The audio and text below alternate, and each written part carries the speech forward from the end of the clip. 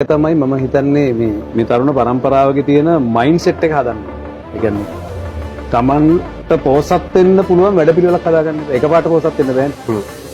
අවුරුදු 5ක්වත් දුක් විඳින්න ඕනේ පොසත් වෙන්න. නිකන් මේ අවුරුද්දෙන් පොසත් වෙන්නේ නැහැ. ප්ලෑන් එක හැදුවා. ඇඳෙන් නැගිටිනකොටත් පේන්නේ Taman කවුද වෙන්නේ කියන එකනේ. නේද? ඒක ගහන්න ඕනේ අද ඉස්සරහා. CEO කෙනෙක් වෙනවද? ව්‍යාපාරිකයෙක් වෙනවද?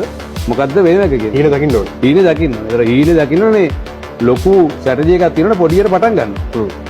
මම ලෑලි කඩේකින් පටන් ගත්ත ඉඳන් අද මෙතෙන්ට ඇවිල්ලා තියෙන්නේ. හැබැයි ඒක ස්මාර්ට් කරලා පටන් ගන්න ඕන. ලෑලි කඩේ කියලා ඒක ස්මාර්ට් නොකර හිටියේ නැහැ. ඒක ආදායම් වියදම් බලලා ප්‍රොෆිට් ද ලොස් ද කියලා බලලා තමයි ටික ටික ඉස්සුවේ.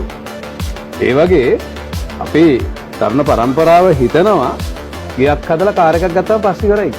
එහෙම එකක් නැහැ. රට යන කට්ටිය බලන්නකො. කොච්චර රට යනවද? අහලා බලන්නකො මොකද්ද කරලා තියෙන්නේ?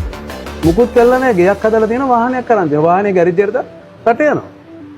බිස්නස් එක ඉතින් මේක ප්‍රේන් කරන්න ඕනේ මිනිස්සු. ඒක තමයි. ඒ හින්දා මේ තරුණ පරම්පරාවට ඇත්තම දෙයක් කරන්න තමයි මේ ඉස්සරහට අපි ප්ලෑන් කරන්නේ. මම හිතා මිනිස්සුන්ට ස්ටේට්මන්ට් එකක් දීලා මිනිස්සුන්ට ට්‍රේන් කළා මේ ගේන සල්ලි කොහොමද ලොකු කරන්නේ? මොකද කෝටියක් ගෙනාවත් කෝටි 10ක් මම දැන් ලක්ෂ 12ක් 18ක් ගෙනාලා මම දැන් ලොකු කරලා තියෙන්නේ. ඒ වගේ කරන එක උගන්වන්න ඕනේ.